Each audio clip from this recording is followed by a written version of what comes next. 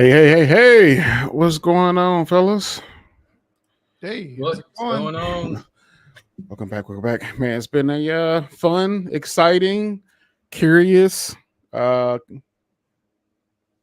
week. Adrian, man, what you do over the weekend? Nothing much. I actually dug in a little bit of the second brain idea. So did some research and experiments in web scraping and storing all the findings into a vector database that can be queried later. That was my little weekend project. Got all cozy at the coffee shop and I tried to knock that out really quick and got to I'd say level 0.003 on it. So lots of work to be done. You know, I last weekend I spoke at Black Men in Tech conference and stuff. Had a good friend on stage with me, XEA. So X is she's been doing AI longer than all of us combined, actually. So I forgot that she did AI in the military, too as well. And so she was working on some things there. And so we got to share the stage together. That was awesome. And then also a gentleman by the name of Armando, too as well. And so that was good. I did a workshop while I was there too as well. And then I did some building myself. Been working a lot of kind of figuring out like how some of these AI voice agents can kind of take over, basically become a full throttle customer service, platform, and everything. And so so I've really been diving into that. I think there's a lot of opportunity and stuff on the voice agents side of things. And so yeah, Sekou, what about you? Oh man, I had a pretty good weekend. This is just one of those weekends. What do we call this in the Bay Area? It's it's called What Is That Sound, which is essentially Fleet Week. Where you hear something like you hear a loud boom, you're like, what is happening? You're like, oh, it's Fleet Week. There are airplanes flying over my head. But outside of that, project wise, I've been fooling around with was it Notebook LM? Oh man, it's a good time. It's a good time. I've been adding in articles and research papers that I probably would not normally get a chance to go through, and adding them in and just setting up a podcast, a little mini virtual podcast to discuss the topic, and then like walking around and working on my house. Like it's a good time. It's a good time. Amazing stuff. It's like it's a matter of time before I just dump what I'm doing and just go full Notebook LM from what I'm trying to accomplish too.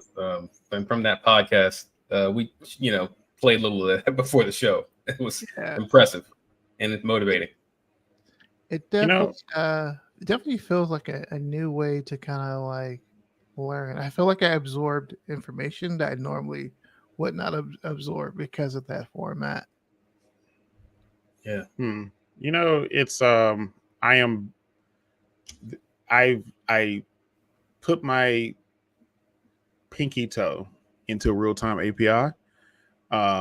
And I said, let me stop this now because this could destroy my entire week. And stuff and everything. I am going to build some things, finish some things tonight and stuff with it. And then my next thing after that, I'm going to check out Notebook LM. I think some interesting things and stuff over there. There's not an API available, right? Is there? No API right now. Everything's kind of just self-contained in there. So, which means Google is about to what? Oh hell yeah! This is enjoy the freeness because that's gonna get There's a Discord channel that is very, very active. Folks are doing all type of interesting things with Notebook LM and using it for all type of things that wouldn't imagine. I was using it for doing a deep dive on my career, which maybe we'll go into later. But it was interesting. If you ever want to get a good pick me up, let's put some information about your resume in Notebook LM. Set it to play and just watch these two AIs like talk you up. It's a good time. Yeah, it's I mean, I think that itself can be a full discussion and a full segment. You know, we're so at the bottom, at the beginning stages of this thing. Everything from the agents to the voice assistants, being able to use LLMs on the voice side to help us with things like getting a kind of like a boost encouragement stuff there, helping our resume, helping us with recipes, helping us walk through the structures of how to put those unnecessarily difficult IKEA desks together. And so, we're definitely there. And I think right now the future of AI and a lot of those things all is encompassed around how creative individuals can get. And so I think the technology and the foundation is getting to a place where it now is starting to submit itself, which is interesting too, because that's where the work starts, and that's where the work stuff starts to build. And I would argue that 99% of America, when it comes to small businesses, have even started this process, which impacts. That's where you start to impact the GDP, and the vast majority of individuals. And so I think it's an interesting future, and I'm excited to see what happens and stuff here. Yep. Yeah. Mm-hmm. Yep. Same here. Same. Okay. Speaking of future, Tesla's kind of gave us a indication and a outlook of what the future, big underlining word, may be. So here we go. Tesla unveils the Cybercab and the Robovan at the We Robot event.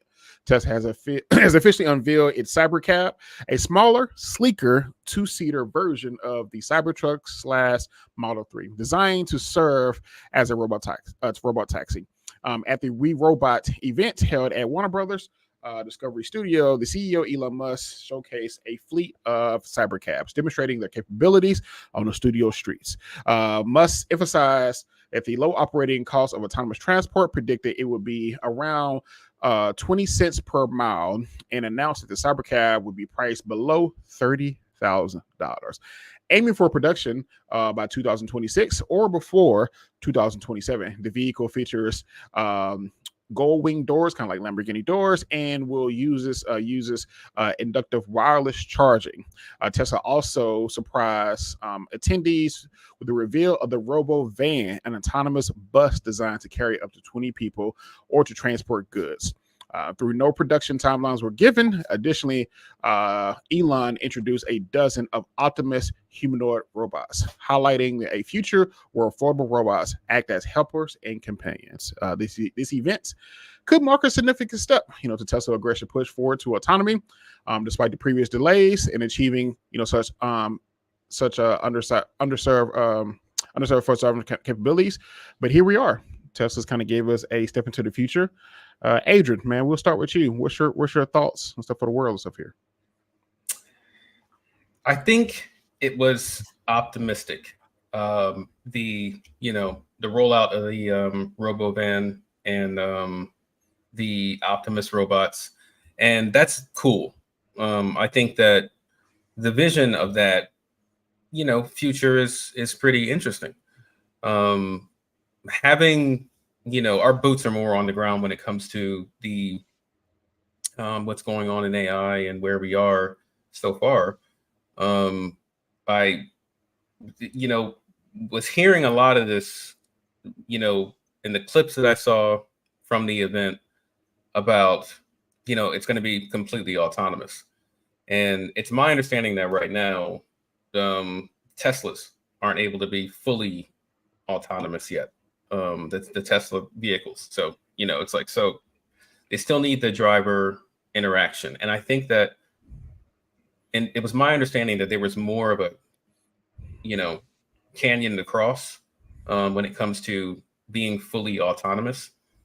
Because when asked, he was like, oh yeah, or, someone asked in the crowd, oh, the cars too? Oh yeah, the cars too. The cars, the planes, everything's gonna be autonomous. So, I think it's optimistic, but it's time will tell. Yeah. The reason too I kind of gave like it can so the autonomous part of for Teslas, the software and the ability has been available for quite some time.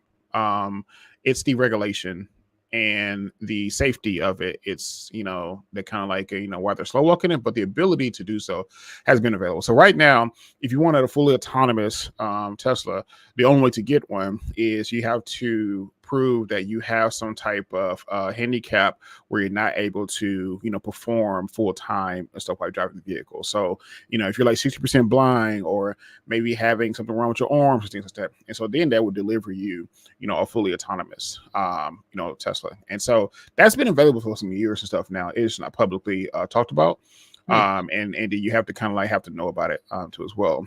The Cybercab, it's interesting because, guys, you remember, like, I don't know if you remember, like, so when I have a Tesla Model Y, and when I got mine, you know, you either could purchase it or you could lease it, you know, Teslas. The one caveat with the leasing part is like Tesla made it known that there was no lease to own option for the Teslas. Like, you had to give it back. There was no other option.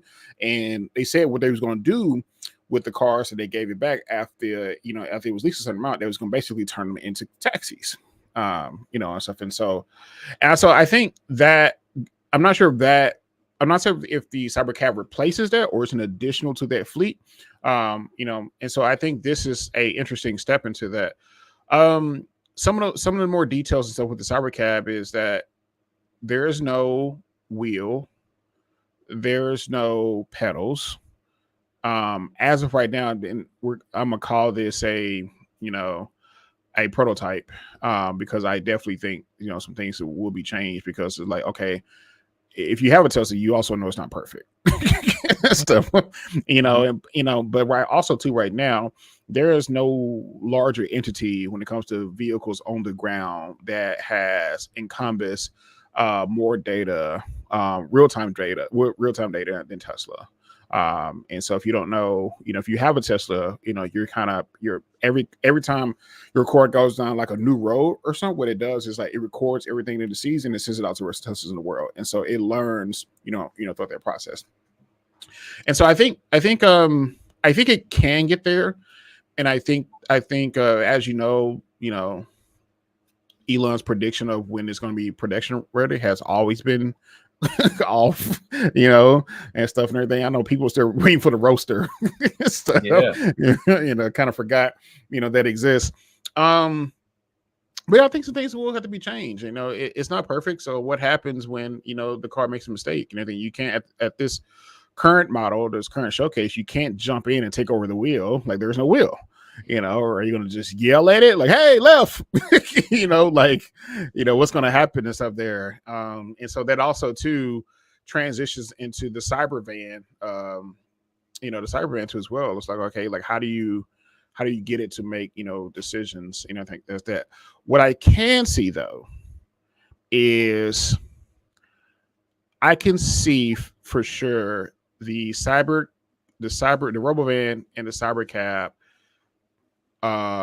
driving back and forth inside of the boring tunnels for the Boring Company that Elon has done. So, you know, you have a tunnel from I think one of the main ones is in Las Vegas. And so it's like it takes you from one point to the airport, you know, in like, you know, a crazy quick amount of time. So I can see those type of things. You know, I know Elon's also too was talking to Santos and everything, the governor, stuff over there, Florida. Mm-hmm. And he was talking to him too about, you know, starting a tunnel, and he wants to run it from the bottom of Florida all the way to New York, and stuff. And so I can see that world and everything happening, you know, sooner than later. You know, but I think I think the Cybercab and Robot, I think it's interesting. I think it's in the right direction, but I also don't think there's no other company in the world that can figure this out right now before he does. Yeah, I definitely agree. Yeah. One of the things I looked at that event, there's so many things. One thing I want to point out, there's no way to unlock the vehicle outside of using the touchpad on those things, which is also like, I can't imagine the regulations are going to have to get through just the fact that you can't unlock yourself to get out of there. That's going to change, 100%. Yeah. Right. but one of the things. Why are you taking me back to work?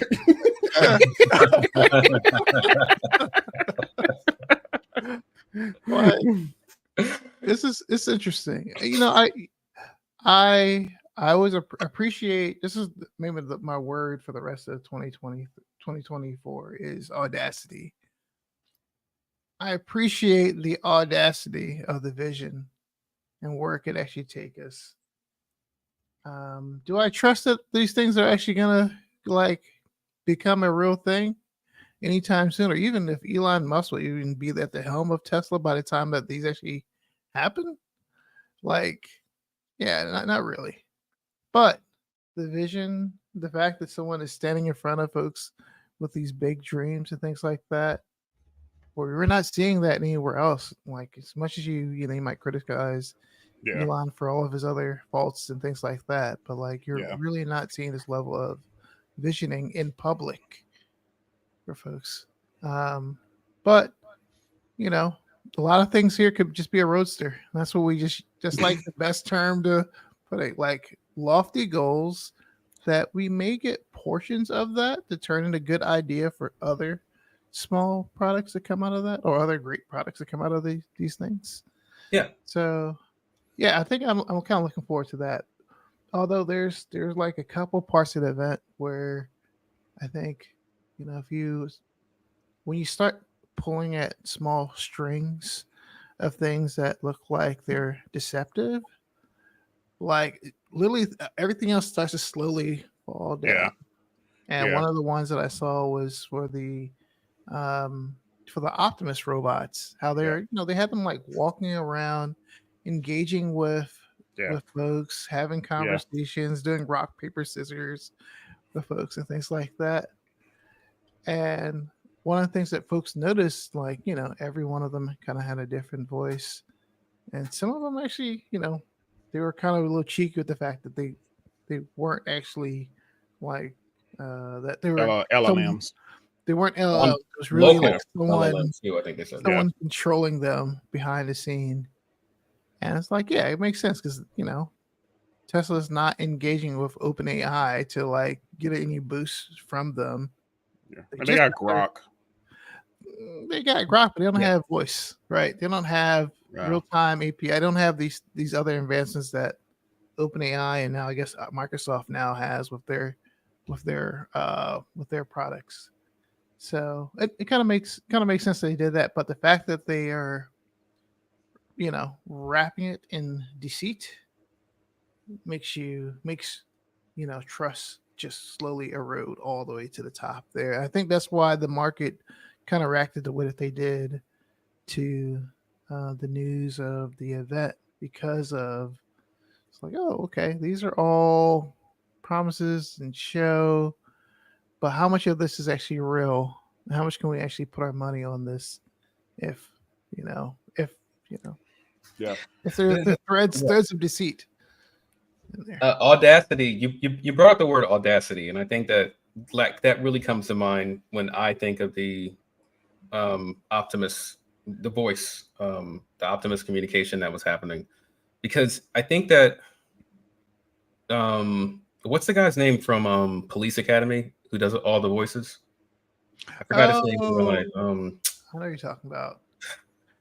Anyway, like they should have gotten that guy to be the one talking on the other end, because the voices that I heard were like, huh, what? Oh yeah, okay, cool. Like it was way too casual, way too, you know, standard to be a robot voice, where if you would have just gotten the guy, I want to say his last name is Winslow. I have no idea. It's Michael Winslow. Winslow. If you'd have got Michael Winslow, LeVar Motormouth. Yeah. Gotten him or some professional to really go and really bring those voices home, it would have been none the wiser, you know. But yeah, I think I'll say this, you know, I've watched like the last 3 or so like Tesla AI days, you know, so yeah, as engineer, I'm a big fan of how the entire system is structured and it's how it's put together. I think it's just in that aspect. I just think it's genius. I see for sure. We'll definitely will get to a place where cars are autonomous. That has no doubt is stuff in my head. And I would even argue that cars are autonomous and everything without, a wheel, a person, and things like that. And so I think that's a little bit further ahead because then you have insurances, regulations, all these different things that you got to figure out, not only for the country but state by state use cases, as well. So I know definitely we can, figure this out. My larger question is around the robot, around Optimus. Boston Dynamics has kind of been one of the leaders in the space when it comes to robotics and everything, particularly robotics and everything that can serve, in everyday use cases and everything that lives with us. And they've been I feel like they've been very kind of like, front forward of like what's capable and what they can do, things like that. I know we will get to a world where we will have, these robotics that lives amongst us and helping us with, our everyday jobs, life, groceries, kids. It's hard for me to see that happening at minimum the next 5 to 10 years. And stuff. And because to be able to for it to happen and for it to happen at scale, you have to have a lot, in the landscape of, understanding and working, because it's going to come across different use cases. I mean, what's NVIDIA's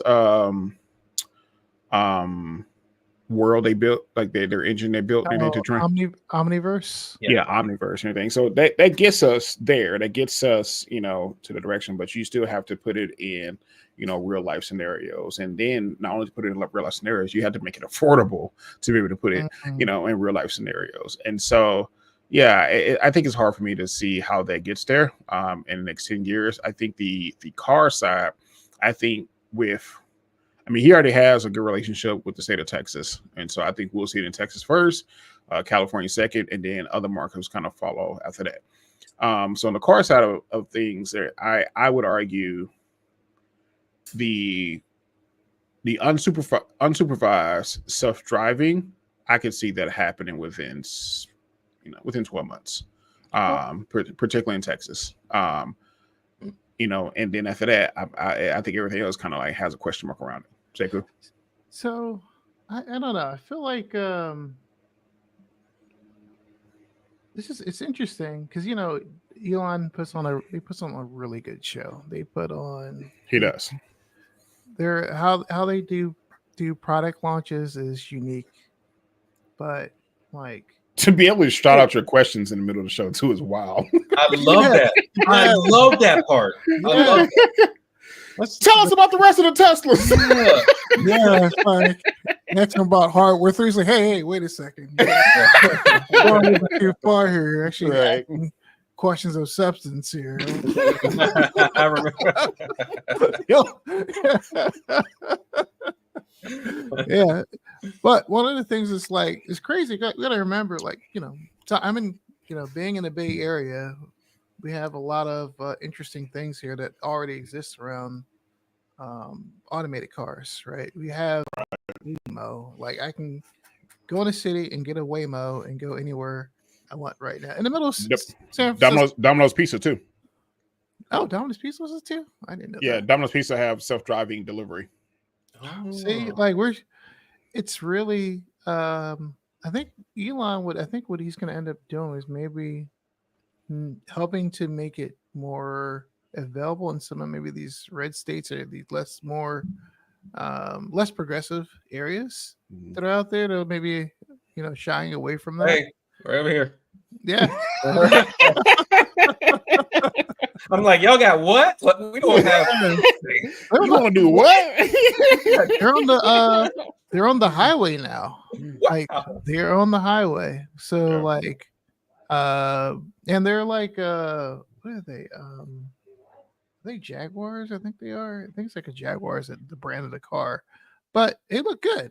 And I've been in one before, and it's pretty seamless.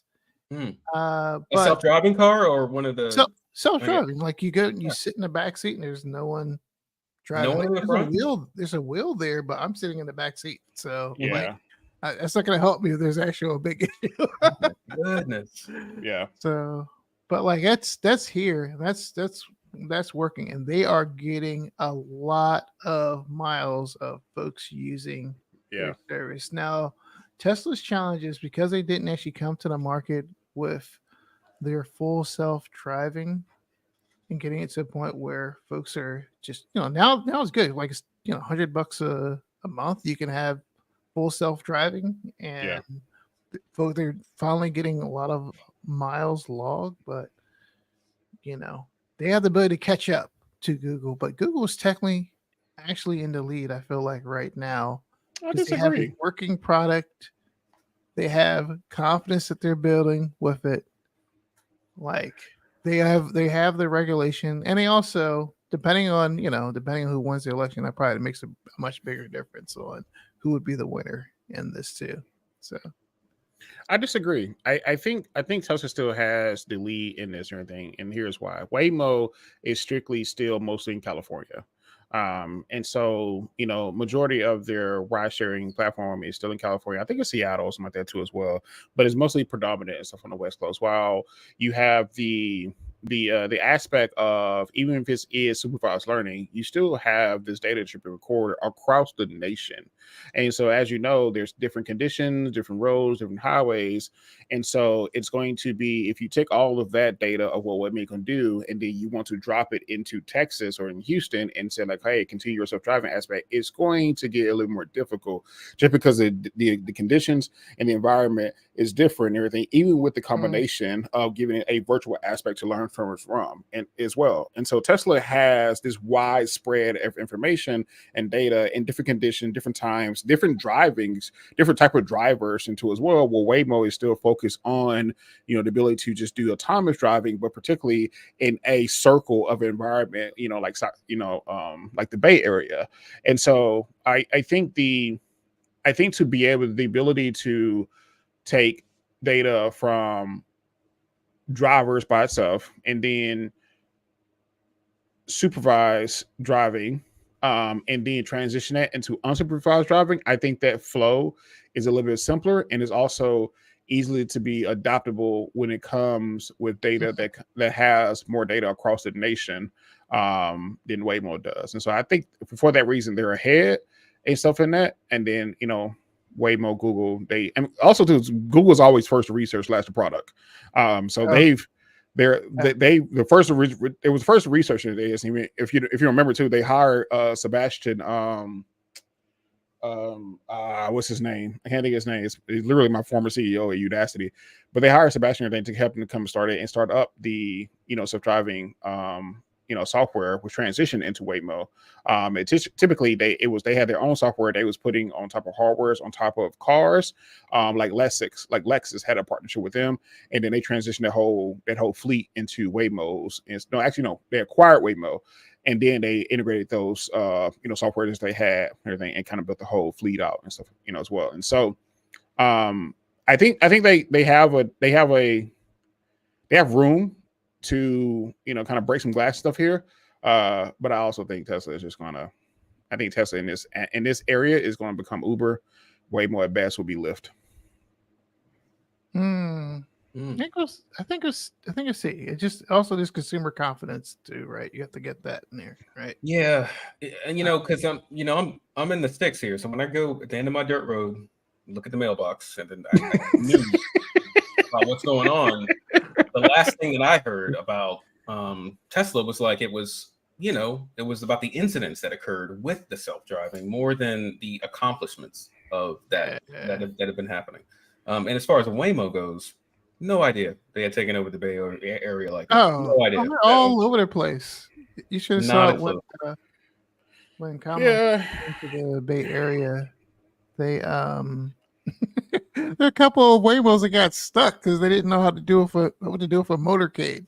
Yeah, how that actually works. Yeah, to Marlon's point though, that does make sense. That with the amount of data that Tesla has, But I think that links back to a little bit of the previous conversation that we had last week about, how smarter is their AI getting without the proper people there. We talked about, how the founder of OpenAI was there before he went to OpenAI, and that really need for the experts in that very specific technology.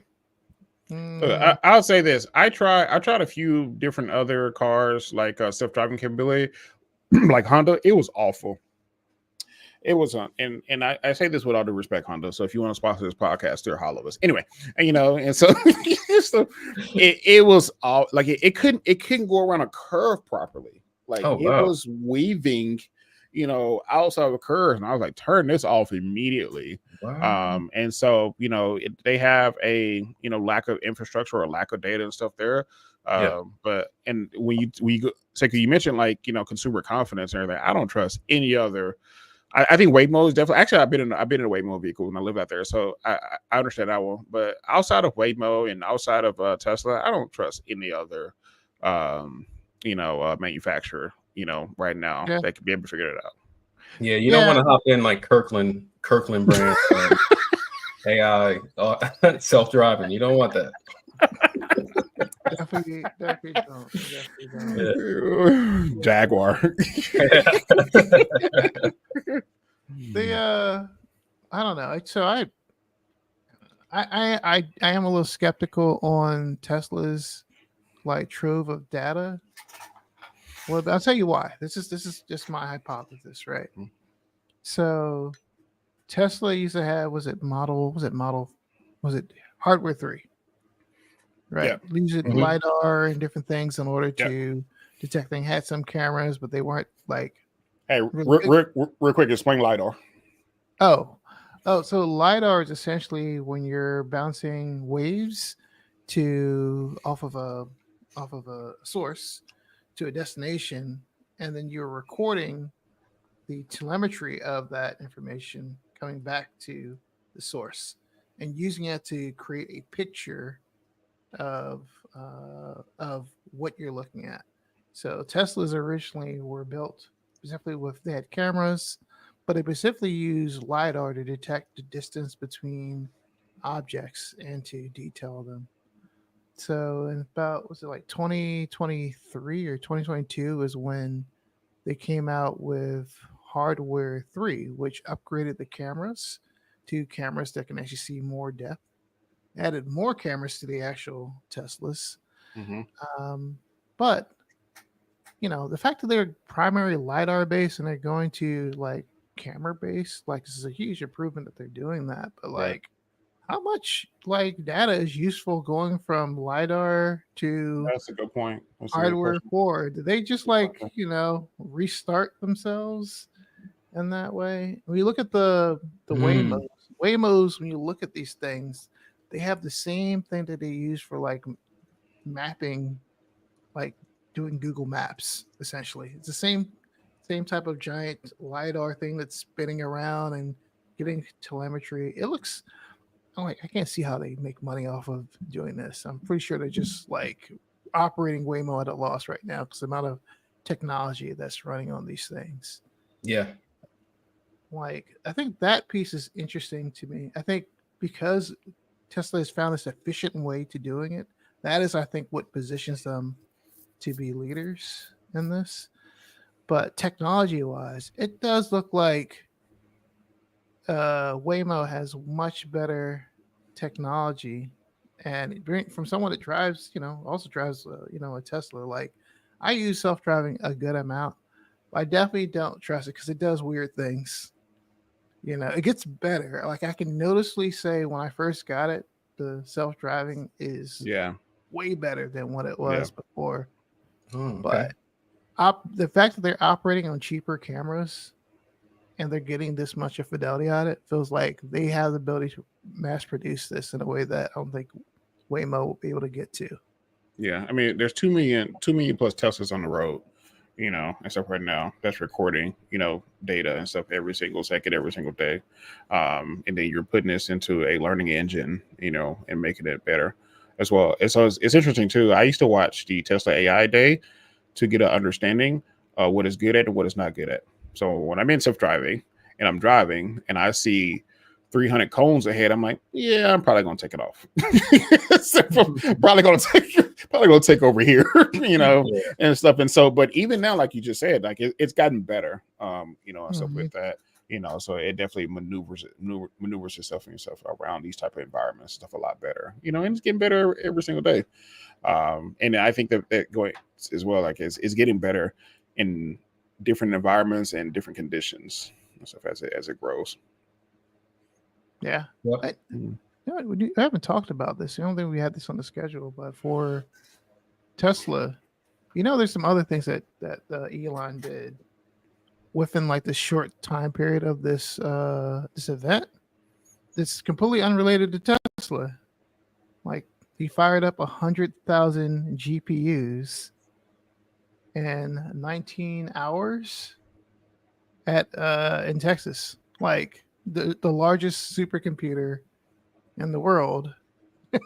Is that on the Tesla side, Grok side, which not Tesla? That's on XAI. Yeah, XAI. Yeah. Under that, which is on the Grok side. Yeah. Like, that's crazy. And like he has these different companies that are, they're very separate in many ways, but like. He can integrate. If he integrates these things, like, oh yeah, he's clearly going to leapfrog everyone very quickly with the amount of data that he has and ability to train with 100,000 GPUs. Although we do question whether he did that too early because the Blackwell systems are still kind of being built.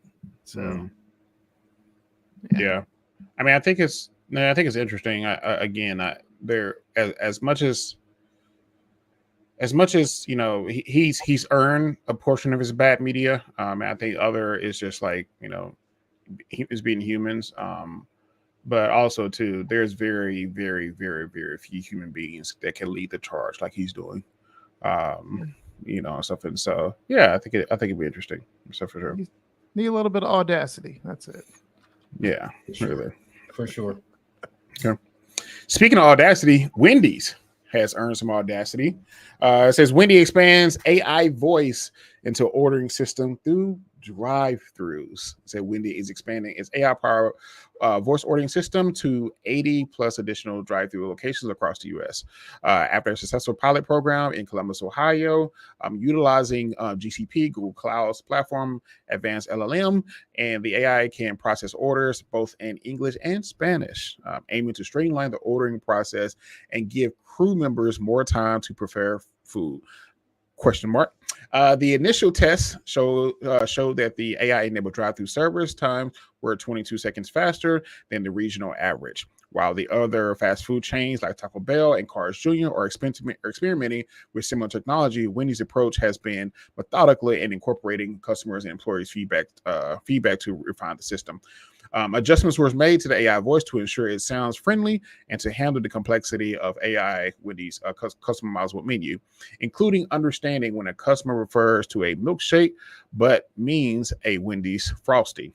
The expansion marks a significant move towards integrating AI into fast food service, despite some competitors like McDonald's stepping back from the technology earlier this year. Sekou, man, we'll start with you. Not sure if you were a Wendy's connoisseur there. What's your thoughts here? So, oddly enough, when I moved to my new house, I moved away from having a McDonald's close to me, and now Wendy's is my fast food place of choice. So, like, I'm all in. Congratulations. Congratulations. Welcome to the Platinum membership, man. Welcome to the Platinum Club. I'm a Wendy's fan. So go ahead. Moving on up. Fresh patties all day. Yeah. But I think so. Here, this is my question. In all seriousness, like, will it be able to handle like my secret menu orders? That's what I really want to know. Right? That's the test. Can you like? That's an interesting one. I didn't think about that. Yeah. Can I go off script? Not a lot of people know about the secret menu. No, they don't. A lot of people.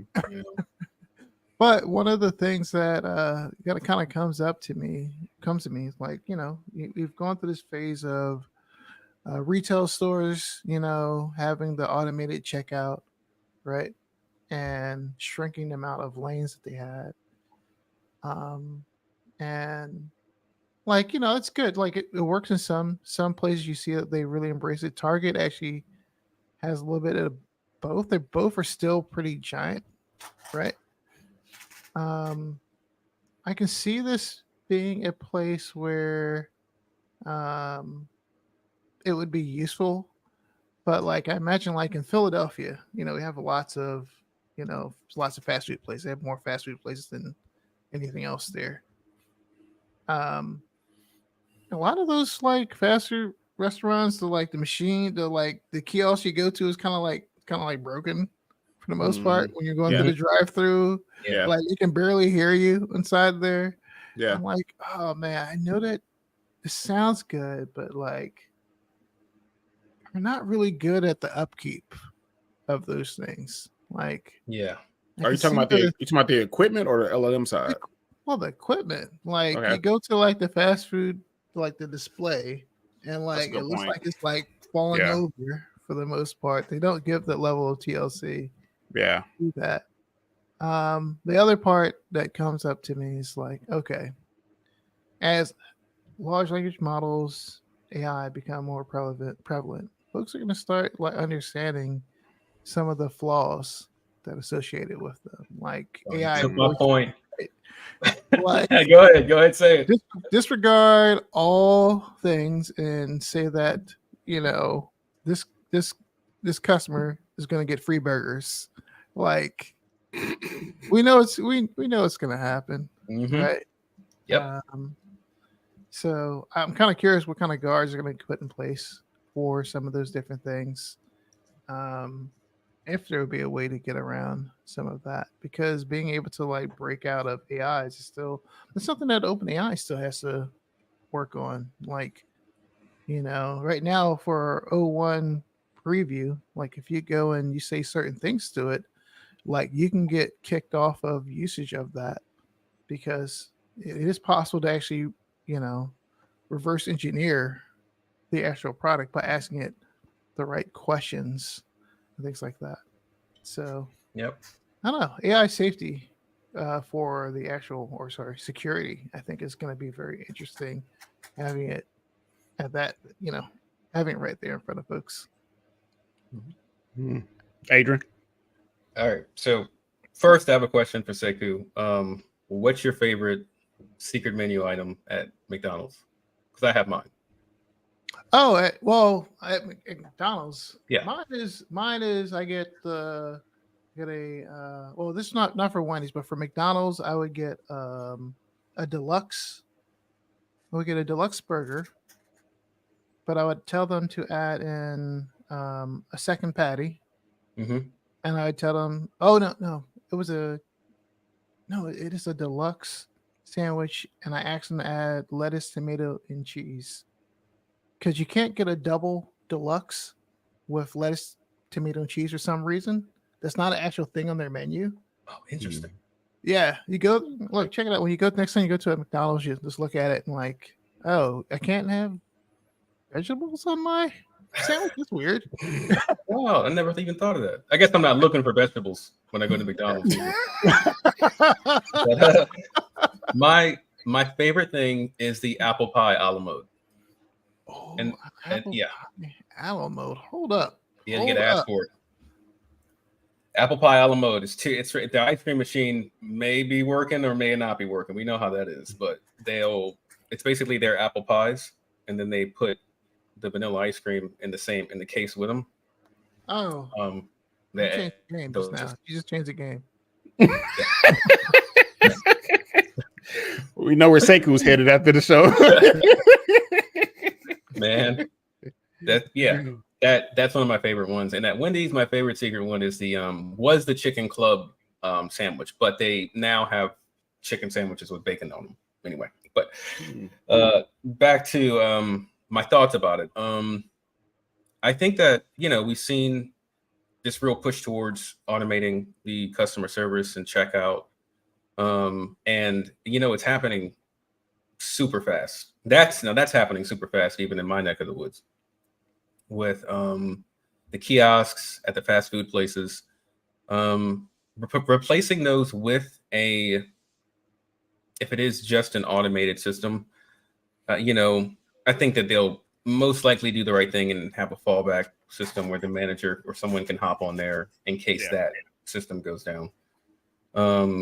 And it's really like, because even that broken intercom is still operational, so it's it's never stopped one of my orders. So you just kind of like tough through it. And the initiative, which this is maybe related but maybe not, but in the grocery stores that I go to here, there are the young people manning the self-checkout. So the young employees are managing those, and then the older retirees are now the ones that are actually checking out the groceries, which is a crazy dynamic. I don't know if you guys have seen that too, but if you go and wait in line, but you're through the cashier or whatnot, it's like you're not getting the nimble, young person anymore. You're getting an older person who's moving a little bit slower. So they're really forcing you into the self-checkout lane. And I don't know. I think it's cool to a certain extent. I do like personality and culture and community where I can get it around here. And I do have my favorite fast food worker at some of these places. And I look forward to seeing them. And then even talking back and forth. I have a lot of family in this area. So, I do fear for a little bit of a loss of community with that. But yeah. Can I just jump on some of that? I feel like the thing that kind of comes out to me is these are jobs for folks that it's their first time job, right? And this is definitely a critical jobs. Actually, I think what was it? We've had I think we definitely have a lot of folks in government who've actually worked at fast food places, worked at these McDonald's, things like that to get their start, right? Like these are good character building positions, and I know that corporate profits are, that's a thing, right? But yeah, I think we definitely need to figure out where over automation is going to be, where it's not just we're not just falling into just greed, as opposed to just augmenting and making us more efficient. We're gonna be figuring this stuff out in real time, I think. So yeah. So I think the same thing is going to happen in the tech industry. Meaning, at one point, the tech industry was all about, we need to get younger people who don't care about working long hours. They want to give it their all. They'll work 16 to 18 hours a day if they want to. And what came out of that was the enlightening and the highlight of needing things like soft skills. And soft skills is something that you got to practice and incorporate it and build over a certain amount of time. And soft skills could start at places like Wendy's. My first job was Applebee's, and I learned a lot there, about service and how people look at things like tipping. And I think that that's kind of how this country is set up. I mean, you mentioned greed, and that's just how this country's works, and it's always worked that way. And I think this will be no different. I think we will go to the lowering operation costs and then maximizing profits. And I think in between coming out of that, we'll start to learn certain things of oh wow, it could be okay, for example, it could be in Columbus, where they're kicking this off. It's oh man, we're learning that the community actually prefers to see their favorite people, because every time they come into the drive-thru, they always have a smile, a joke, they give them an extra they give them some extra fries just because they know it's their birthday coming up. Like these type of like human interactions. So that's I can see both sides because I'm also a person where I don't care about none of that. I just want to get my food and go. And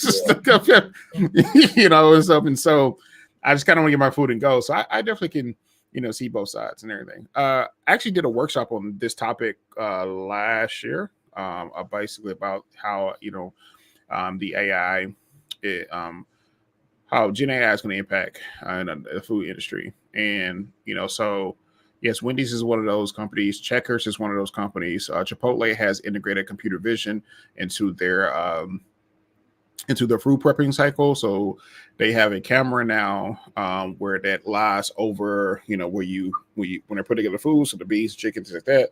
So not only is it the computer vision system is recognizing when items and food gets low, but also it can also now tell if something may be spoiled. So if they put some lettuce stuff in there, they can tell like, okay, that lettuce may be bad, and they can send an indication to pull that lettuce, thing, or recycle it, whatever it may be. So I know that this world has already been going and is going to really increase. I find it very interesting that McDonald's has pulled away from this. I would argue that there's probably no bigger fast food chain that probably needs this more than McDonald's. Well, I knew a rumor. There was a rumor back in the day. I remember when I was younger, they were like, McDonald's could fully automate this whole thing and they can have it all self-checkout, but they choose to not do that because of some ethics or some kind of morals or something like that.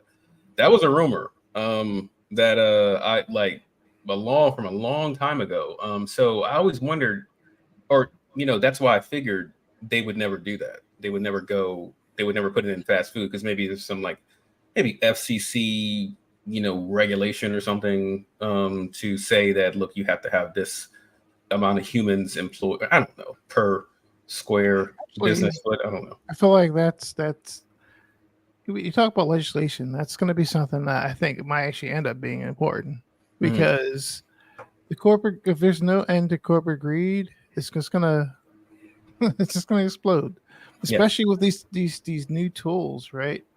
It cannot be unbounded because the networking effects to society, we're all gonna feel it, right?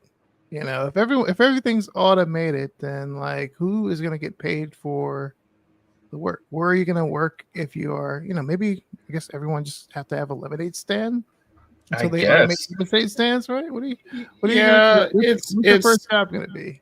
Yeah, but it's hard to do that when the consumer is consistently asking for some type of solution. So like we've all been in a grocery store and we've all made this statement of why do they only have one cash register open?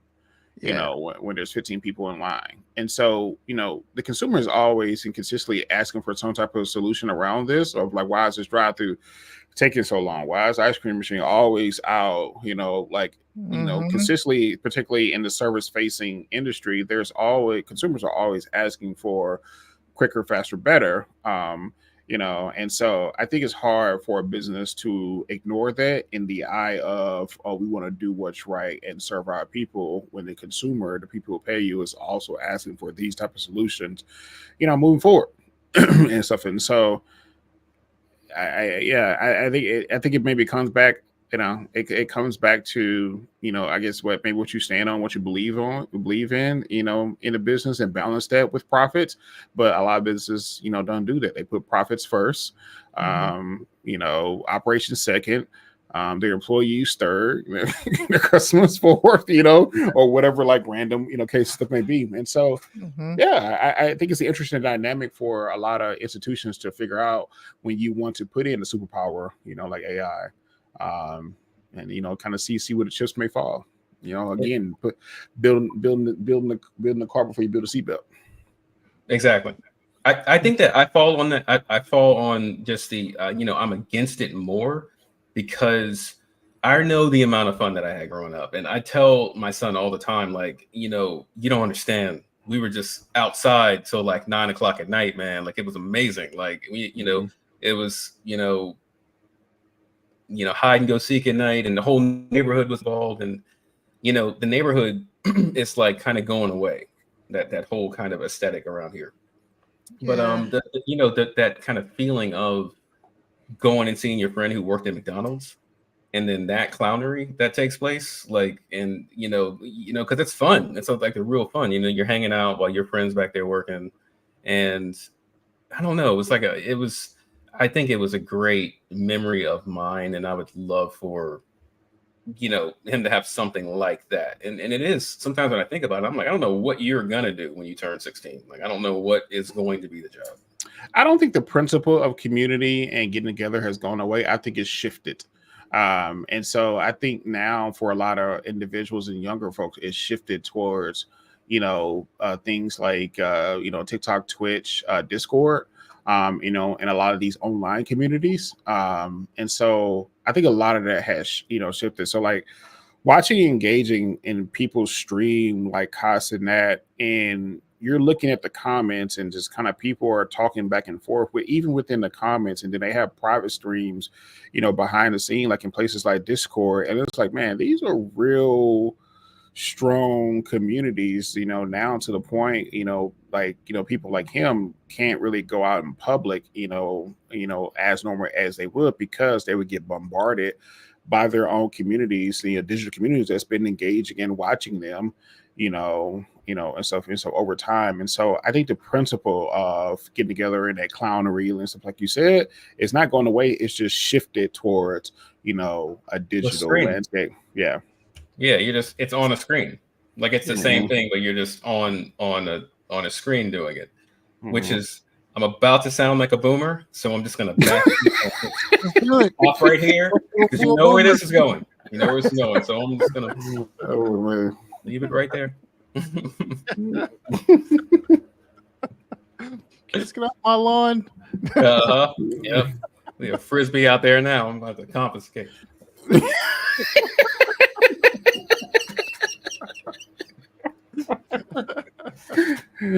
Oh man, last week, guys, we talked about an interesting move Microsoft did, as far as in Microsoft, they were going to acquire a nuclear plant in order to transition and start to power some of the data centers around AI. Speaking of confiscate, it looked like Google has confiscated that idea. So here we go. Google invested into a nuclear plant with a Kairos Power partnership. It says Google has announced plans to purchase a power from small modular nuclear reactors, developers Kairos Power, marking a significant step as tech companies increasingly turn to power nuclear energy to meet the growing demands of their data centers. By investing into a fleet of Kairos Power SMRs, Google aims to send a strong market signal and accelerate the commercialization of these emerging technologies. Michael Terrell, a Google senior director for energy and climate, emphasized the critical role nuclear energy powers is supporting clean growth and advancement of AI given data centers. Need for the 24/7 reliability, emissions-free power. So the first reactor expected to be online by 2030, with additional reactors adding a total of 500 megawatts to the grid by 2035. The move aligns with broader industry's trend, as other tech giants like Microsoft and Amazon are also partnering with nuclear energy providers to power their operation. So this shift comes as Google reported a nearly 50% increase in emissions since 2019, partly due to the increase in data center power consumptions. The adoption of SMRs, which are anticipated to be more cost-effective and flexible to traditional reactors, reflect the tech industry's commitment to sustainable and reliable energy solutions. Sekou, let's go back with you. We'll start with you. What's your thoughts here? Yeah, so this is interesting. I think there's so many ways to look at this. One, I think the thing that we've talked about in maybe a previous episode is that AI takes so much power to do what it's doing right now, and to be able to get AGI and able to get these other products, actually to productize even some of the things that we like right now, so that the masses right now, us pioneering folks are using this, but that we're such a small minority. of the world that's doing this type of thing. So like once it gets in part of like a product that everyone uses, like there's no way we're able to do it with the power. But the thing that actually like is coming up to me is that I'm realizing that there's a new way that we're going to be able to kind of pick winners and losers in the AI race. It's not just can you build a data center, can you make the best technology for it. It's like, do you have a nuclear reactor that you are pulling from? Which I find to be like one of the most absurd things out there. And this is where Tony Stark built us in a crave with some scraps. you need a nuclear reactor? Come on. That's a lot. So what they're looking at, because China is the leader in nuclear energy in the world. They have about 55 nuclear reactors. Actually, no, they have 38 nuclear reactors, and they have 21 that are under construction that they're planning to bring up. So they're good. Two of them are the SMRs, right? They have two of this small reactor types, small modular reactor. I think they have two of them that are active in China now. Yeah, so they're kind of leading the way in a lot of this. So I think it's interesting. This is where I feel like government is important, right? You have these companies with lots and lots of money that are creating an advantage that no one will ever be able to catch up. The government has the ability to create even playing field markets, which allow, a lot more companies to succeed and a lot more competition. I think this needs to get flattened out. I assume that one of these, whoever becomes the president, whatever regime comes in, this is going to be a big problem that they're going to have to tackle.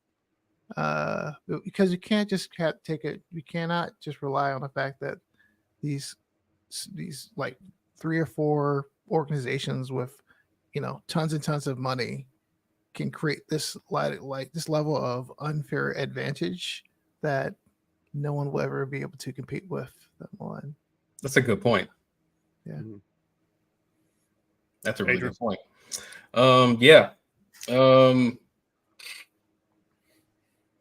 I think, because looking at the article about Amazon doing it, Dominion Energy is involved. So, that's right in my backyard now.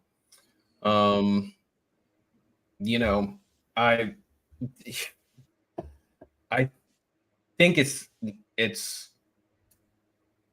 on the optimistic side. On the optimistic side, I think it's a good thing because it'll be less carbon emissions, and we can see the demand that AI is going to have in the future as we incorporate this into more things, into more products that are always there. Like once this is in, a part of mass consumption, we're going to need more power to support it. Again, agreeing with Teiku, it's extremely dangerous to put, that power in, so few of hands. I feel like the small modular reactor seems to be kind of the way to go. Besides the heavy, Microsoft's the heavy hitter. They're the one who's going to reopen 3 Mile Island. The small modular reactors are newer than that. It's I'm still like doing a little bit more research on them, but like they're newer than that. So,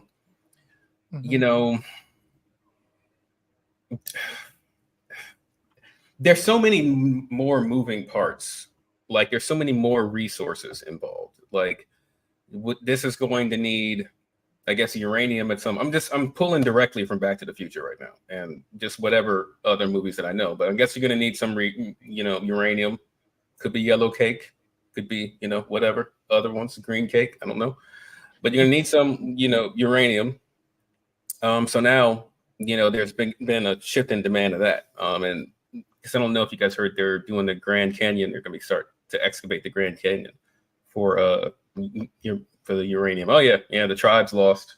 It seems like that we're defending that, historical sacred ground. They're going to start mining that to get the uranium deposits that are there to use in the reactor situations. Now you have to enrich, uranium. You have to do, man. I'm going to really just really broadly speculate here, because I'm just thinking about how dangerous that I think that is, and possible black market kind of like resellability in the wrong parties. You don't want. I know that we don't want the wrong people to have the uranium, right? I mean, so it's tough. It's tough, but it's a necessary step. And hopefully, depending on the regime, there'll be the proper oversight of that whole situation, that whole process. Yeah, I think this is exactly what this last segment we were talking about. This is basically the business, hearing the consumer and trying to get ahead of it. So like you mentioned, I heard Sam Altman say that it's amazing to him how people are complaining about where AI is now, ChatGPT, and it can't do this and it can't do that, when this technology didn't exist a short time ago. And this is kind of, who we are, particularly as consumers, inside this country. It's like we enjoy and we love it, for a split second, and then we want more from it. We wanted to supersede our expectations. We wanted to do this. And then when it meets those expectations, now we wanted to do more, and we wanted to do more, and so this is where we are. I mean, this is the same, and this is the problem of going back to what we said of, the consumer complaining that, okay, it doesn't have, why there only one cash register open, why there are only 16. Okay, here we are. Now we have self-checkout. Okay, with self-checkout, why can't I do this? Okay, why can't it, why can't I just walk out with my bags or anything? Why can't I order from, like, it's the continuous growth. And so when you ask for these increase of functionality of products and services, the need for that behind the stream is power, and to be able to have, like, data sources stuff around it as well. And these are, the big businesses. These are them responding to that and trying to get ahead of that, because also too, where we haven't had at scale, of yet, and maybe, Tesla is one of those companies who kind of be at the forefront of that, is the combination of hardware and LLMs, or hardware and AI, hardware and voice agents. And so we haven't even tapped into that, and stuff yet. And so once money gets cheaper and VCs are able to fund these type of companies, products and services to be able to do some of these things on the software side and the hardware side. And then once we get there, we're going to need even more power. We're going to need, even more data. And so, yeah, there's definitely concerns, around this and stuff, as well. But, the driver, in my opinion, the driver of these type of decisions is the consumer. And so the consumer is saying that they want it, bigger, faster, better. Sounds like Jurassic Park. Anyway, but I one thing to piggyback. I got to piggyback on that real quick, and that's about the consumer, because it's also prescriptive too. Like, so we get what we get from, but I'm going to use Apple as an example. Like, Apple will just take away a USB port, even though we want it. Like, they'll replace that with something that's we have to trust them that this is going to work better. That they have the thought leadership and the foresight at the top to be like, oh, I know you think that you want this, but trust me, this is going to work even better, at the same time. So as an example of, customer or consumer demand does not always dictate, what the business is going to do and how they're going to react. Like, sometimes you have the Steve Jobs visionary type at the top of that. That's like, I know what you need, and 1,000 songs in your pocket. Exactly. Yeah. And I hope, and this is just to go back to our previous discussion, like I really hope that, taking away these young jobs for people isn't going to really cut off at the knees the next, generation of innovators. Because I think that getting out there, scraping your knees and, roughing it up in the world is a little bit, vital to your development of being an out of the box thinker, someone who's able to adapt, surveil the environment and adjust accordingly to different things. Little hunter gatherer instincts right there coming back in. So that's a little conspiracy theory on my side there. But I do believe that just as much as consumers demand things and the businesses accommodate, there's a lot of times a visionary that's there that's like, no, I know of the proper way to implement what you think that you want. You know what I mean? Yeah, I'm going to agree, and I'm also going to flip it. I'm going to agree and say yes, you're right. There are our visionaries. I'm going to flip it and say there are a limited amount of visionaries. And I think more so than not, you see companies following the suit of other companies and decision makers, and stuff. And so you see a lot of companies who are they're doing it because their competitors doing it. They're doing it because they feel like the market, has shifted, to this. And so, just not too long ago, although Meta they've had AI, in comments of like their products and service and stuff a lot and across the board. They were a company who were full focusing on the metaverse. They were all in and stuff on the metaverse and everything. And now they've shifted to, building, and stuff AI solutions like Llama. And so, I think, and that's an individual who's definitely a visionary, but also too, you can argue that he saw the market shift, or he can say like, hey, OpenAI really, kind of poked at him, and stuff. And so he wanted to, build a competitor or whatever it may be. And so, yeah, I agree. But I think more so than not, though, that these large institutions, as much as they think they're self-visionary, they follow suit. And I think sometimes blindly, which, can hurt, can have a lot of pros and cons and stuff with that. For sure. Mm-hmm. Go. All right, here we go. Moving on. Rabbit. I have my opinions on them. Anyway, Rabbit AI agent and OpenAI swarm. They bring an agentic AI to the forefront. It's a Rabbit, a startup that launched with much fanfare, faced criticism when its core featured the large action model designed to browse the web and perform tasks on behalf of users, seemed non-existent. Recently, Rabbit released the LAM Playground, a bare bones version that demonstrates the system ability to navigate websites slowly.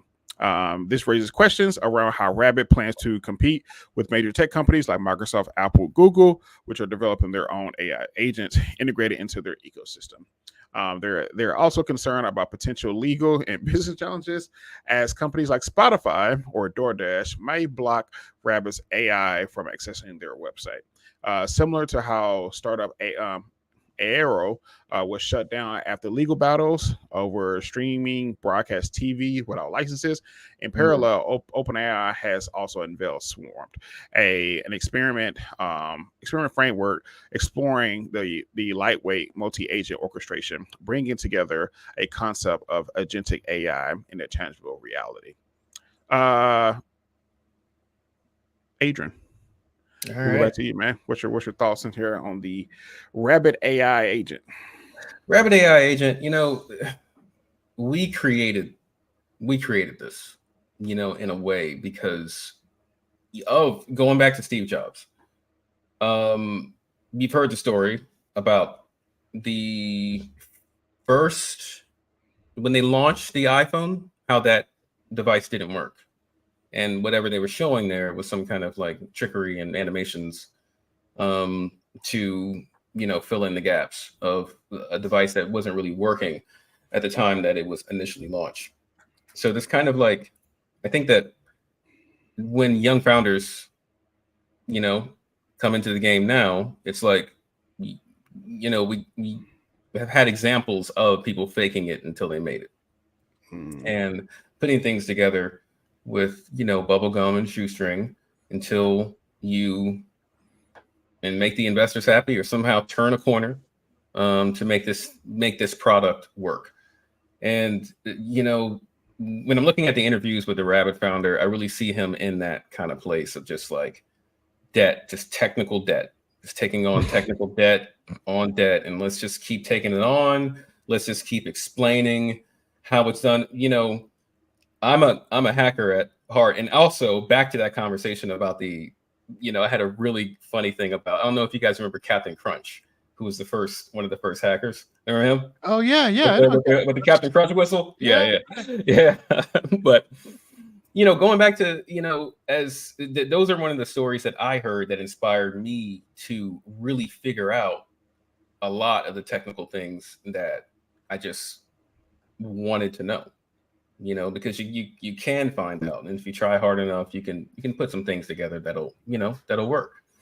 And you refine what you do over time until you become professional contributor. So that's what I feel like. I feel like they're scrambling and stacking on a lot of technical debt now. When it comes to the swarms, the swarms of AI agents that Google has launched. That was Google, right? OpenAI. Here, actually, no, that was OpenAI. Yeah, it was like we'll do this. We'll talk Rabbit first, and then we'll talk about Swarm next. Okay, well that's my thoughts on Rabbit. Yeah. I've had my. All right. I'm trying to see how. A polite way to say this. Rabbit for me is nothing but a glorified Raspberry Pi. That they've basically been trying to figure out how to localize LLMs. And it's nothing more than that. I think it has found a customer base that doesn't understand the technology and the landscape. And if they actually bought a Raspberry Pi, they probably can build this themselves, and stuff, and just have, ChatGPT walk them through the steps. And I just never understood or valued the use case, and stuff like, what they're building. And so I do understand of like, you have this ideal and you want to bring it to the market, and that idea becomes your baby. And it feels like right now he's doing everything he can to protect his baby.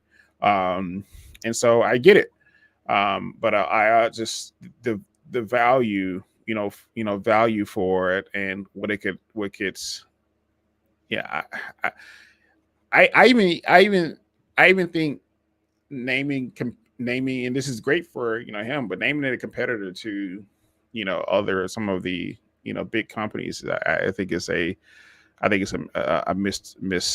misdirection, because then you're putting more pressure on Rabbit to figure things out than I believe is actually kind of capable of doing, from the awareness and stuff right now. And so I think this is like comparing a high school athlete to a professional athlete, and saying that he or she is just as good.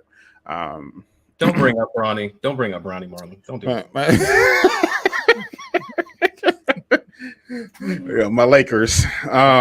So, but yeah, I think I get it, and I understand, and I think Rabbit will probably, it may even stay around, for a little bit of time, but I just never been a believer, a fan, and stuff of it. And so this is not even just like this is just not even a hating aspect of just like, as soon as somebody saw, I remember somebody sending me like when they announced it, and I read like the first the 2 words of it, and I knew exactly what it was, and stuff. Yeah. And so, I definitely rather, spend my time and my money and stuff where, with, other products and services that are really making, advancement, and, like you said, not bubble wrapping and gluing things together to make it work. Yeah. No, this is there's like so many holes in this product that they're putting together, and this new lamb playground that they have. They're supposed to allow you to do this this smart agent automation that they're trying to do. Like, so okay, they're gonna give you a virtual machine. They're gonna give you a VNC to the virtual machine and provide your interface to like uh, um, send commands to this VM to navigate a web browser, and you now have automation, right, for the end user. I think, you know what, I feel like I would probably respect this a lot more if they just said they were making this for hobbyists. They're making it as a okay or something, like if they like a made Raspberry Pi. if they like Yeah. market it as a Raspberry Pi, Yeah. not try to like active trees that everyday folks are going to.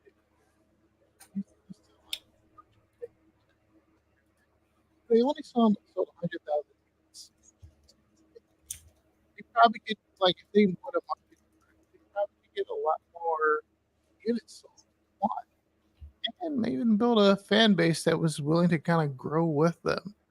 There's so many other ways they can do it, but instead, what they've done, they've cheapened it, and they've done a bare like like a very bare bones version of an agent, which is clearly going to get hacked. I'm 100% sure this thing's going to get hacked. Yeah, they're using VNC, which isn't even secure communication between the client and this VM that's out here. Like, I feel like it's not as bad as the do not pay folks and their setups. It's not they're not exactly, but like you know, the audacity of these folks to walk out here with a product that looks like this and, you know, take investor money and try to succeed off of that is wild.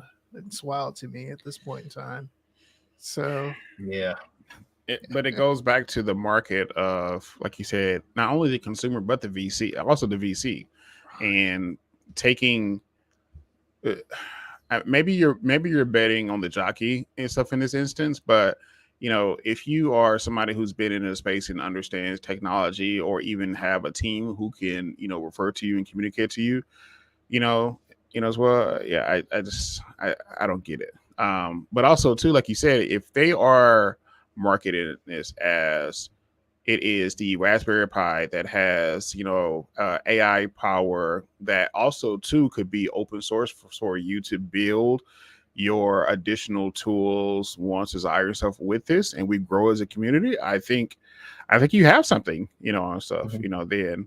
And so, but you know, building this as trying to sell this as, you know, this is a device that's going to, you know, be able to run automation tasks, inquiries, and stuff in real time, no matter what you want to do. I think I think it's a missed shot.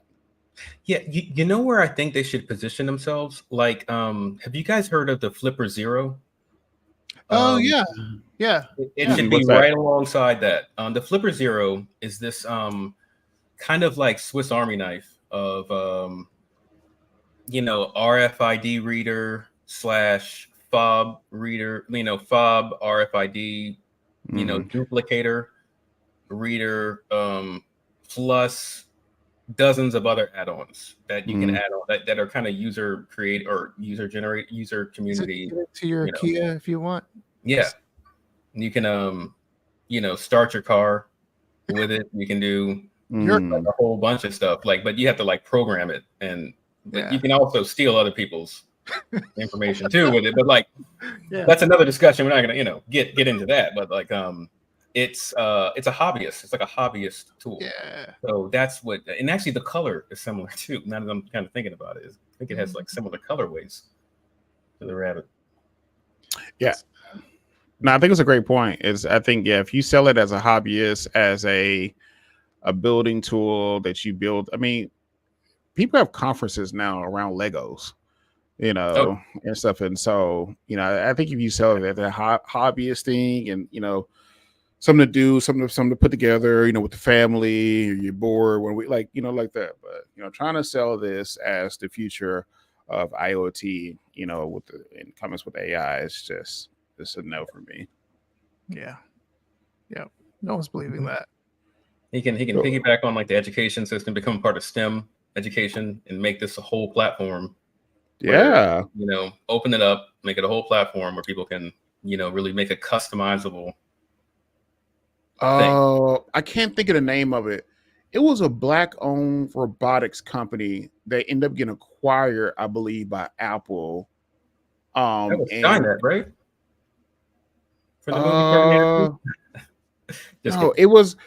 I can't think of it, but it was a Black-owned robotics company. They ended up getting acquired by Apple, and basically, they had I think their first it was like this spear, it was like a ball, and basically you was able to command it by building like functions, and functions would be like move forward, and then it would repeatable step, move forward, okay, now left, and everything, and then basically you complete this whole maze and stuff like by doing that. I saw something. I saw this. Yeah. And so Apple started to integrate it into like their coding classes. And so it also follows the atmosphere of what's that coding application that Apple owns on the iPad only? Swift? No. Swift. I think it's Swift Playground. Swift Playground. Is it Swift Playground? Xcode or no? It may be Swift Playground, something like that. Yeah, I think it's Swift. Yeah. And so so basically it teaches you the principles and everything of coding, and so it's like his game stuff that you build. And so somebody built like a robotics company around that. And so like even something like that, where you can do classes, education, things like that, to show you how the basic of these things work and how it can go to a larger world. I think something like that, works. But that robotics company wasn't positioning themselves and trying to market themselves as Boston Dynamics. Yeah, they found their product market fit, everything, and I'm almost confident they're going to acquire too as well. And so yeah. I know it's a side topic, but like speaking of Boston Dynamics, wouldn't you rather have the dog than the human? Yes, I would love to have the dog. I would love that dog. Give me the dog. Like I want that. I'm sorry. I would rather have the human. Me personally. Really? Huh? You're gonna have them like I don't know. Bring your groceries. No, bro. Look, to have first of all, to have a humanoid and everything, and it does your house chores from like cleaning the bathroom, doing the laundry, folding your clothes, like absolutely. I have a real dog, Yeah, that's true. That's true. See, I have allergies, so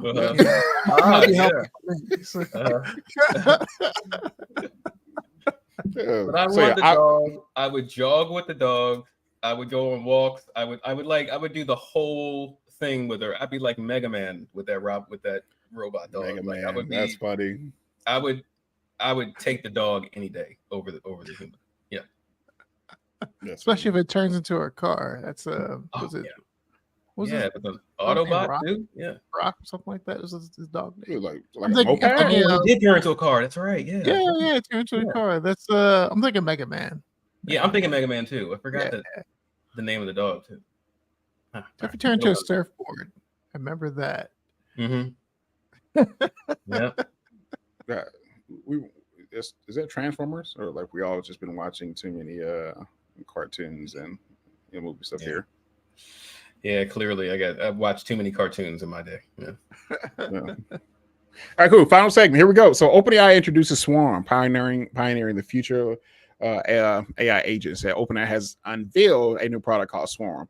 It's an experimental framework that brings concept of agentic agent into a tangible reality. The AI agent represents the next significant leap in generative AI and large language models, focusing on autonomous agents that can perform tasks, communicate, collaborate with each other using natural language. Swarm allows developers to explore lightweight multi-agent orchestrations, enable AI agents to work together to achieve complex goals. For example, planning a vacation could be entirely managed by AI agents. One agent can understand the preferences, another agent can handle the booking flights, another agent can handle the hotels and activities. These agents communicate and collaborate, pass the information back and forth to fulfill your request without constant human intervention. Swarm emphasizes 6 key aspects of the AI agent, which is orchestration, networking of agent communication, collaboration, and autonomous task performance, along with natural language expression. Sekou, start with you, my friend, and everything. Actually, this is something you've been trying to figure out and work on stuff yourself for quite some time. So, what you think about what OpenAI is doing here? Oh, so I think they're. So this is the good part of this, right? We're definitely in this. We've been in this innovation stage where folks are coming out with new LLMs and trying to make the best model and things like that. I think we talked about the playing field starting to like level off, and us focusing on tools and product. This is it right here. So one of the biggest challenges when you're creating an agent is when you have, say, 3 different LLMs you're talking to. So you got an LLM that is, what you see, you have a flight. Have an LLM is like booking flights for you, right? You have another LLM that is responsible for, say, checking to make sure that your calendar works with this. You have another LLM that's responsible for the hotels, right? So you have these 3 different LLMs. One of the hardest things is like whenever you want to pass context between LLMs, you kind of have to like take the information, either push into a RAG or something like that, load the context into the other one, just enough context, not too much because you don't want to give it, have it hallucinate and stuff, and then do that to the other ones. And you have to keep all these things in sync, which is kind of a little bit of a pain. So what they've done is essentially made memory and stuff like that, memory between these LLMs kind of integrated between two. So they can kind of share the context itself in addition to the prompt that you're going to provide them, which I found to be like the hardest part between, trying to actually do this. But this is if you look on that, they have a really cool GitHub repo for this framework that they put together that has a couple of like great examples of like making like a personal shopper, a support bot, a customer service agent, right? Now we're actually starting to get tools to actually create products. There are companies out there that they couldn't wait for any of these things to happen, so they probably have built their own awesome like way of kind of doing this. But now these techniques are getting pushed down to the masses with the fact that they made a framework. They're calling it what do they say? This is a educational framework exploring the ergonomic lightweight of multi-agent orchestration. But this is a huge breadcrumb to kind of get companies into being able to really create real products out of this. They say it's experimental, so you can expect things to kind of change. And they're probably they actually said that they will not be looking at your PRs that you send them, even though it's supposed to be open source. But I think this is a pretty huge step in the right direction, especially for like creating true products out of some of this. This is the right inspiration that we need. Yeah, I think so. It's okay. So there's a complex way to build your own LLM and everything, and then like the most simple way to describe it is you do it in 3 steps. Is you go collect the data, and then you tune the model, and then you refine and set the model. And I find what's interesting that this world is also kind of still following those steps. So, in the world of AI agents, I think the first thing of what you do, and it's funny, I was talking to someone about this, is like the first thing you do is that you create a knowledge base. And you create a knowledge base of like with your data, with your information, with your needs, or stuff might be. And on top of that, you create agents on top of that knowledge base. And those knowledge base is attached, to that vector database of information, or or wherever wherever you're storing it, and then from there, a task comes on top of that, so it'll be able to output and do tasks in your likelihoods in your organization, to your framework and stuff where you desire. And I think you're right. I think this just definitely enters us into a unique place of what was the company some time ago, like it was like they was trying to do like autonomous agents or something like that, autonomous AI. Um and it was a repo, it was a GitHub repo, and it was popular for like 6 months, and we just Auto thought we was there. GPT? Yeah, Auto GPT, that's what it Mhm. was. Yeah.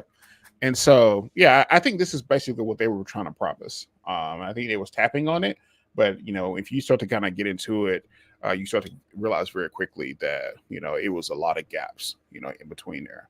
And I remember one of those. I remember one of those solutions that I was talking about could do was like the booking and handling of like your flights information. And so I remember running some of these. I remember running some of these things stuff my local, and it returned back to me that the flight has been booked.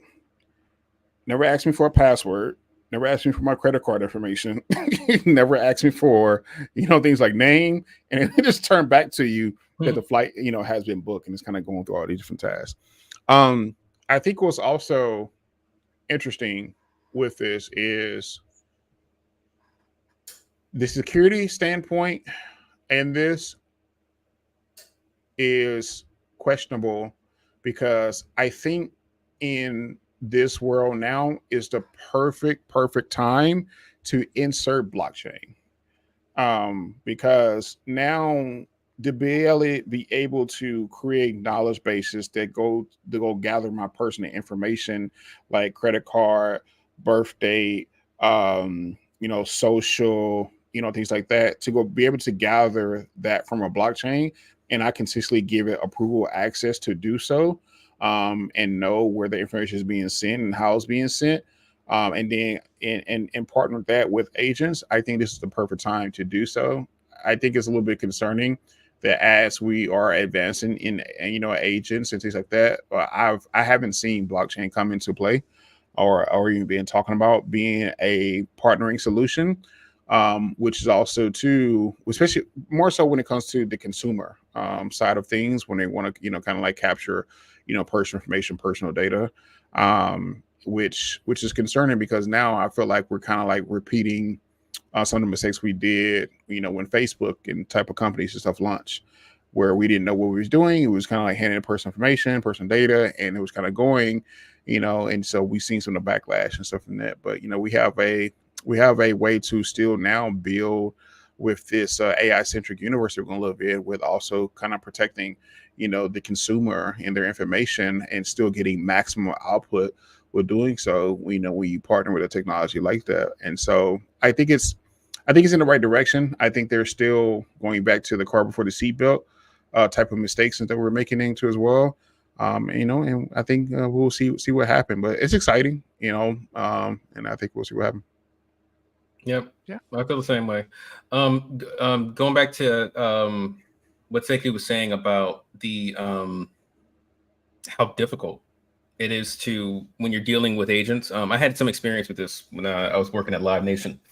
I set up a chatbot to do like 5 different things. So I used LangChain, and different agents were tasked with different specialities. So some was, downloading reporting. Some was, creating tables out of reporting, pulling, different pieces of information from different places, and building like ad hoc programs and scripts to perform actions too was another one.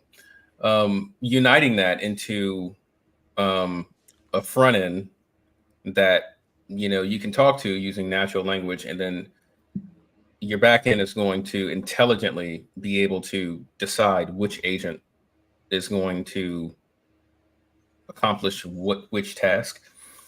Yeah.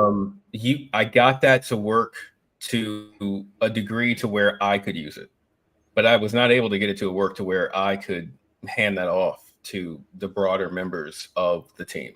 And it's like if they have solved that issue using the shared memory, about halfway through this documentation, but using that shared memory solution or shared context between agents, that's something that specifically could have helped a lot during that project, which worked. I mean, it worked for the most part, but then again, it's only a couple people using it. Like it's not nothing that would be ready to give to more people, because it would do its own thing far too often.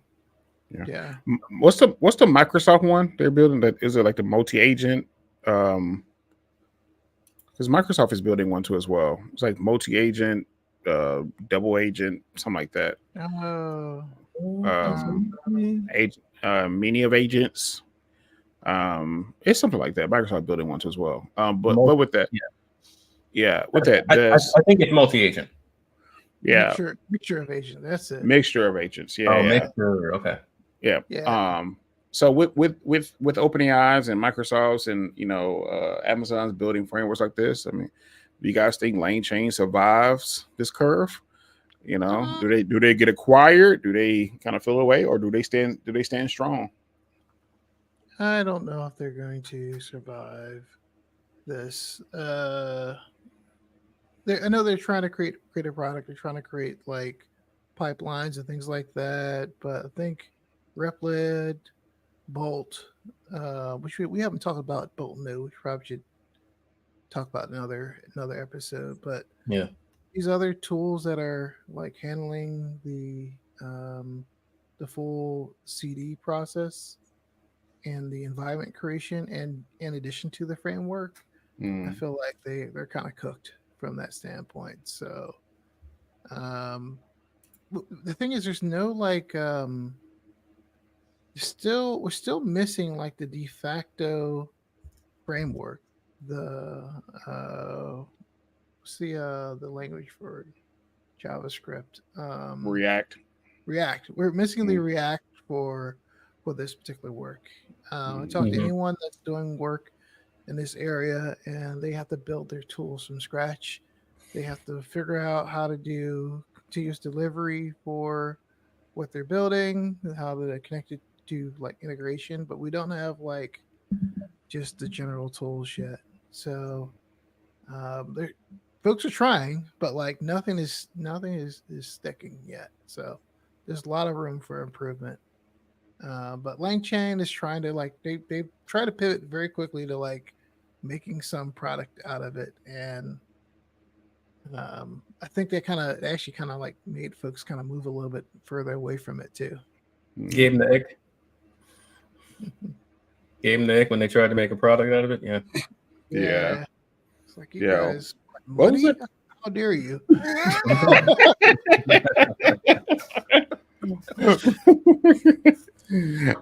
I think it'll be interesting to see what happens. I mean, because at one point too, it was all about LangChain.